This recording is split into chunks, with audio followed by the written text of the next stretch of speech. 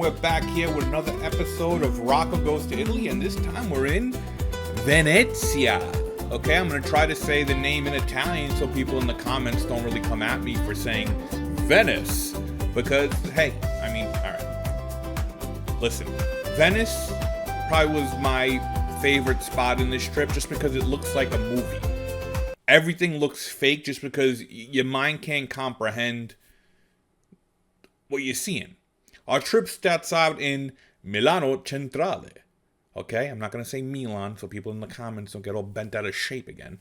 And here's the thing. Taking a train in Italy, I'll fix that, the north of Italy, you start to wonder, what are we doing wrong in the US? Because I'm not talking about like on time and stuff like that. I'm just saying in cleanliness, comfort, in general, and cost. I think it was cheaper for me to take a train to Venice than it is for me to take a train to work every day. Okay? So we're doing something wrong.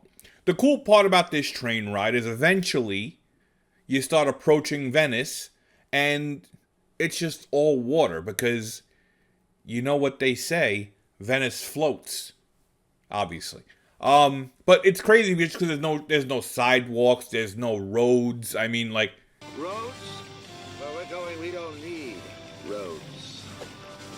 You like that, right? I look like a real influencer now. All right. So here's the thing. When you get to Venice, if you get there by the airport, if you get there by the train, splurge on the private taxi to your hotel. All right? Because that's going to be, again, I'm saying all right way too many times in this video. Rocco, stop. Take the private taxi. It costs a little more, but the views and the experience that you're going to get from the private taxi are probably going to be the best in the trip.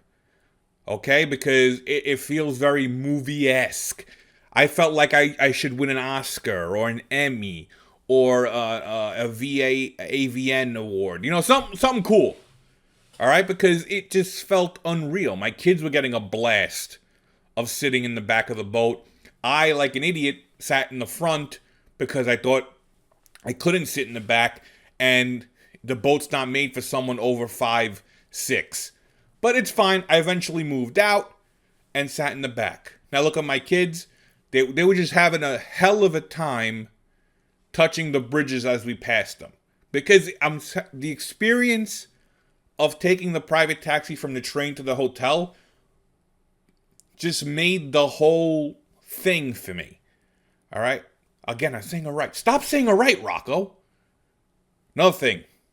Look at this. I had a guy meet us at the boat and carry the luggage to the hotel.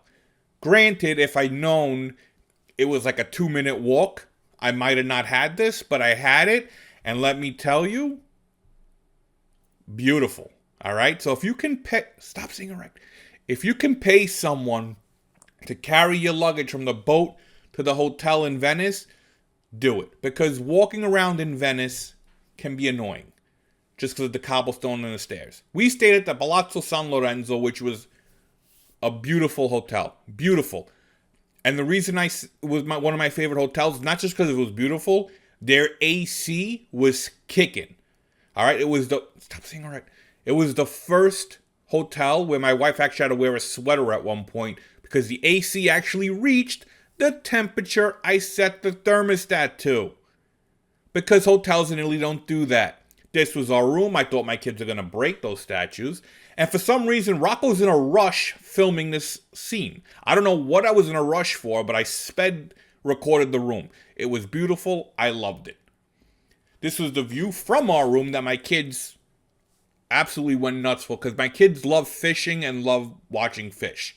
So the fact that they can look out the window and just see this school of fish, eat the bread that all these tourists are throwing at them, they were happy as hell. They wish they could go fishing, but apparently you cannot go fishing in the canals of Venice because of the pollution or something else. I have no idea. My kids don't eat fish anyway, so it's not like they were going to eat these things. But it was cool to watch all these fish because they're huge. Big fish. Big fish. We take, the gondola ride. And full disclosure, I almost tipped this thing over getting in.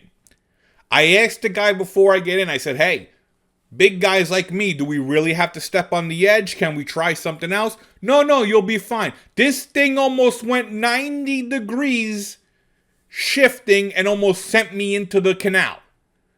But I made it in. I made it out. Because if not, you wouldn't be seeing this video because I don't know how to swim and I would have been dead. If you go to Venice, the one tip I can give you is that if you don't have somewhere to go, specifically, just walk. Just get lost. Don't have an agenda. Because you're not really going to get lost in Venice, all right? You're going to hit one end, you hit water. The other end, you hit water. Eventually, you look at your phone, you get back. It's get lost. Because when you get lost, that's when you find the cool stuff. Now, this is the Libreria Acqua Alta, which I think is sick because it's a library that floods whenever Venice floods. And rather than, close up shop, they adapt and they put all the books in bathtubs and in little boats and don't put anything in the bottom shelf. So when Venice does flood, the books are okay. This is really what they say when life hands you lemons, you put your books in boats. Okay? I thought it was cool. I mean, I wish it wasn't a library because I don't buy books. I don't read. But they have a lot of books. They really had a lot of books. Like, I didn't even know. Like, I should have asked them, how many books do they sell? Because that's a lot of books. Then, here's the Rialto Bridge, which is the famous scene from Spider-Man and stuff like that. What was crazy for me was at the top, the tippy top, if you can see the guy with the blue shirt, that guy's doing the cup game scam. Where you say, find the red ball, and you can win $100. And then when you actually think you could win, he swaps the ball out. He was doing that right in the middle, prime view. And they were letting him. This is St. Mark's Square, which I'm pretty sure that's the name of it. I'm not stopping this recording to double check. If it's not, you guys Google. You have time to pause. I do not. It's mind-blowing that, because I'm not there during a flooding time, but when Venice floods, the square floods. And I'm just, in my mind, comprehending that. At one point, it almost rained, but there was a beautiful rainbow that formed over St. Mark's Square. And it was very picturesque. It was beautiful. I tried to get it on camera. And I will get it on camera. But I was in such a my breath was taken from me. And then I want to take the picture of the beautiful rainbow. And then, boom! I had the camera the wrong direction. But look at that rainbow, guys. Look at the rainbow. This is not AI. This is real life, a real rainbow in St. Mark's Square. Beautiful. Like I said, Venice is very picturesque. It is, and this is my thing. Go see some of the sights at night. Because, St. Mark's Square is beautiful during the day. Lit up, different aspect, it's cool. I love seeing things lit up at night because I think it looks better. So, go take a walk. It's also cooler. It's nicer, little bit of la musica. Again, no sound because of the breathing. Then we took a trip to Burano. Burano is like an hour boat ride from Venice. It's popular because all the houses are colorful. I think it's like 1,200 people live on this island. They have one elementary school. This is information that I got from my wife because I didn't Google anything. And if the kids have to go to middle school, they have to take a boat to another island to go to middle school. This guy didn't get the memo about painting your houses colorful. He's probably like the mean guy on the road. But this is Burano. It's pretty cool. We didn't go to Murano. We went to Burano. And that's it. My kids found a soccer field on Burano and found a bunch of local kids and decided to play with them for a little bit. Which is my kids love that, and my kids don't speak Italian, so the fact that they're playing, communicating through sport, and not speaking the same language is a beautiful thing. So like I said, Venice was my favorite spot of this trip. It's beautiful. It's gorgeous.